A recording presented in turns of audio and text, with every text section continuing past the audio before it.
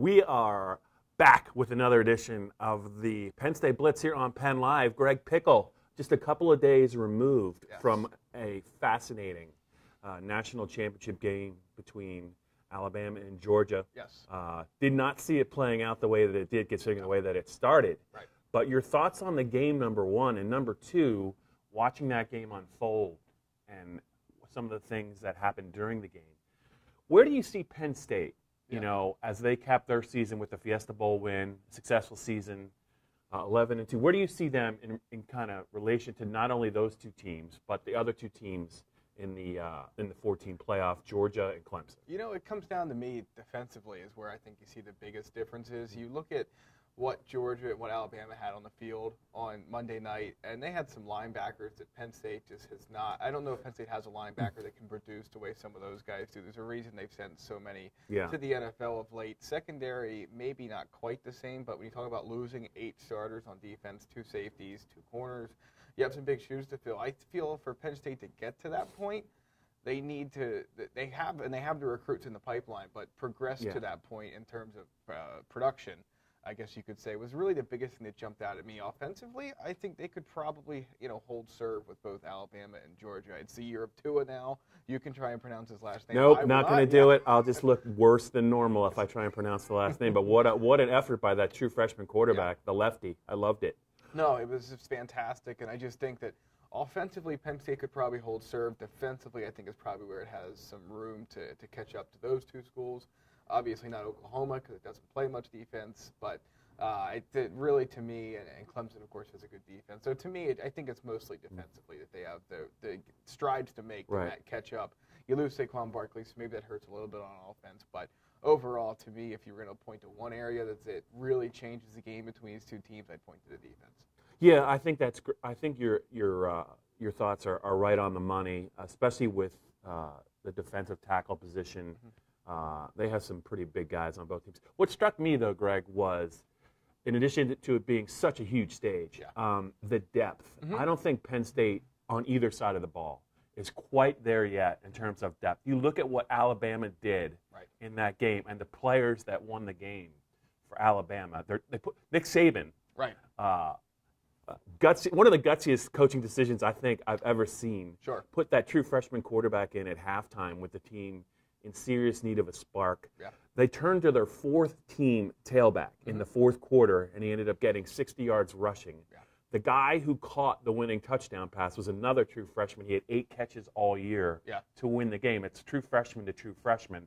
They had their left tackle go out of the game. He puts a left tackle in the game that's a true freshman, and he plays pretty well against Georgia. And then you look at Georgia, they have 3 tailbacks, 3 of them that are going to play in the NFL. And the true freshman from Pennsylvania, DeAndre Swift, might be the best of all of them when it's all said and done. I think Penn State is getting very close in terms of first-team talent.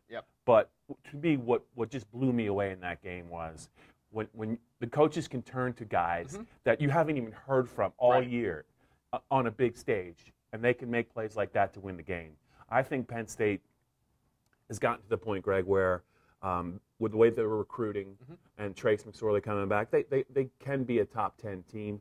But, man, he has to put a couple more recruiting classes together. I'd say at least 2 more. To get to really where these teams are. But it was a fascinating game to watch, and I'm sure Penn State fans should be excited about their offense and what they can do moving forward. Let's get to second down here on the Penn State Blitz. And let's talk about January enrollees at Penn State. 6 of them.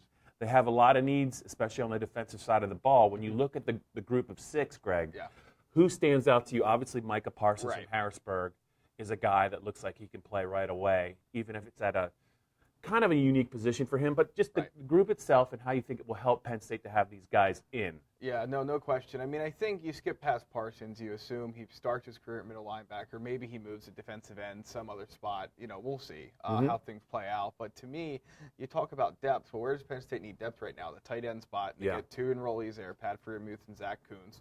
And at linebacker, and they get 3 there if you count Parsons, which Penn State is. So you have him, you have Nick Tarburton, you have Jesse Luketa. So to me, Bob, I think the biggest thing is quite simply that if you're going to get that depth ready to play at a time when you feel your program is peaking in the right direction, The earlier you get them on campus, the better. Spring practice is key for that kind of stuff.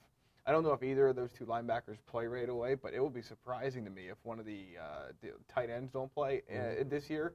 What do we know about Penn State's tight end picture right now? The only thing we know is that there's a new coach, Tyler Bowen, and that the only guy that's been reliable the last 2 years is now, and you could argue that maybe he wasn't reliable at every point of his career, but the kid played, Mike Gesicki played just about every snap when he was here. So to me, that's the big troubling spot on offense, besides, of course, replacing Barkley, is what do you do at tight end, and how does that impact what Ricky Ronnie wants to do? Getting those guys in early can only help figure out that answer. Yeah, what I know is they can't block. They can't block until they actually block somebody. That's what I know about this team, this group, is they cannot block. I mean, even Mike Gesicki down the stretch, I thought left a lot to be desired, and that's one of the reasons why I think Barkley got bottled up a lot. Second half of the season, two other guys to mention: Trent Gordon and Isaiah Humphries. Defensive backs, how do you kind of see them fitting in, especially the safety? Yeah, I think you look at it, Bob, and Isaiah Humphries is a legacy kid, the son of Leonard Humphries. He comes in with Gordon. I think more than anything, so could those guys play early? Yeah. I mean, Penn State loses 2 safeties. They lose 2 corners. You can always use special teams guys. I wouldn't rule them out as guys who could play this year. I wonder how likely it is, though, just based on what Penn State has at those 2 positions. Safety, obviously, a little bit more up in the air. The corner, that seems to be pretty well stocked, even though you lose Grant Haley and Christian Campbell. You have Amani Oruwariye coming back. You have John Reed. You almost got that right that time. You almost got the last name right. I'm going to have to call you on that. Yeah, no, it was close. John Reed supposedly coming, or should be back. Tariq Kesterfield, Lamont Wade. So it's a nice group you have coming back, but safety's a little bit different, so we'll see. But I think more than anything, as Terry Smith said before the Fiesta Bowl, it gives Penn State a spot in Texas to be able to go back to and recruit more players from there in the future. So that may be the more immediate impact. If you look at the offers out, Penn State has 9 in the state of Texas in the class of 2019, more than any other state so far. I'm just real curious to follow up on the linebackers. This Lucada kid, I've heard nothing but good things about, and I know Micah is kind of the guy that's going to get the headlines, and deservedly so, but this guy might be a player that could play very early in his career, and I think getting in January at a position really of need, which linebacker is, I'll just be curious to see how much they can fast-track him, maybe with an eye towards, if not playing him this year, playing him a lot as a redshirt freshman. We'll have to see. Third down, Greg, Penn State's coaching staff is still not completely whole. They still have one more coach to name, and I'm pretty sure whoever they name is probably going to be coaching the running backs because Charles Huff, there's no one else. Charles Huff followed Joe Moorhead to Mississippi State. He was not only the Penn State running backs coach, he played a large role in the recruiting, brought a lot of kids to Penn State. How do you see this as we talk about this, Greg? I mean, they could name their last coach. Literally any day, any hour now. Talking about it, they could name him exactly when we get done talking about this. But how do you see it playing out? What are the names you've heard? And there's no question that James is going to have this guy oversee the running back group. Absolutely. Yeah, so, I mean, we taped this on Wednesday, January 10th. The interesting thing is that January 12th, Penn State can go back on the road recruiting. So the question is, Kirk Ferenz at Iowa, who is noted for not necessarily following the best recruiting practices that others lay out there, he's already decided we're not going to rush this hire. We're going to wait until February or, whenever to make a hire. For Iowa. For Iowa, correct. So that's one way that schools are approaching it. The other way you can approach it is, let's get this guy in here right away so we can get him on the road recruiting and get him out to every school possible between now, when the contact period starts on Friday, and the end of the month. What do you think James Franklin's going to do? I kind of suspect he might want to get the guy out on the road recruiting. So that's why you would assume they'll have a hire done by Friday when they can go back out on the road. I don't know. At this point, there's been names that popped up. None of them have really stuck. If you look at what Franklin has typically done in these situations, though, there's usually a tie somewhere along the way between the person he hires, either him, his staff, close former assistant. There's always a tie. When you look out there right now, I don't know how many ties there are with guys. Think about Joe Moorhead, Bob. Who had Joe Moorhead pegged as Penn State's next offensive coordinator when he was hired? There were probably not many. So that leaves, every time he makes a hire, there's a suspicion of, well, there's these guys that make sense, but he's usually thinking a little bit outside the box. So I'm going to go, like I said, the names have come and gone, but to me, it's going to be someone that's not currently on the radar as a guy that would, might be the running backs coach in the future. Yeah, and they were just at the coaches convention Right. down in the Carolinas, and there could have been some chatter going down there. Sure. That's a great place for kind of head coaches to interview prospective candidates, maybe not only for an immediate job, but for something James Franklin and his list for down the road. I'm sure his big list of names. I'm sure there was some networking done. Just one final thought. I think you and I, the way that Penn State works, I have 5:30 p.m. Friday as the day they announce it when we're getting ready to dip our toes into a happy hour. I'll take the under. You're gonna get called back, or I'm gonna get called back if they finally name their. I'll take the under. I have 8 p.m. Thursday night, so there you go. We'll see. All right, 4th down here on the Penn State Blitz, and there was a little bit of news we picked up on social media. Yeah. One of the Penn State young defensive linemen, I think he was at a Wizards game. Correct. Yep. And he was not fully ambulatory, Right. which was a little bit surprising, I think, yeah. to most people, including the fan base. Ellison Jordan is dealing with a significant leg issue. Yeah, according to an anchor from NBC Sports Washington who shared the picture, she exclaimed that he was able to come to the game and he really went to see the Wizards despite having a broken kneecap. Now, I don't think we'll ever hear Penn State confirm or deny that, but they don't talk about injuries, Greg. correct. I think you know that. But we do. So I would say maybe disappointing is the biggest word. I mean, he's played in 7 games. I think he had 9 tackles this past season. Penn State has a defensive tackle issue. I mean, Tyrell Chavis is gone. Parker Cothran's gone. Curtis Cothran's gone. They need some guys to step up, and I thought Jordan flashed every now and again. He was a 4-star in high school.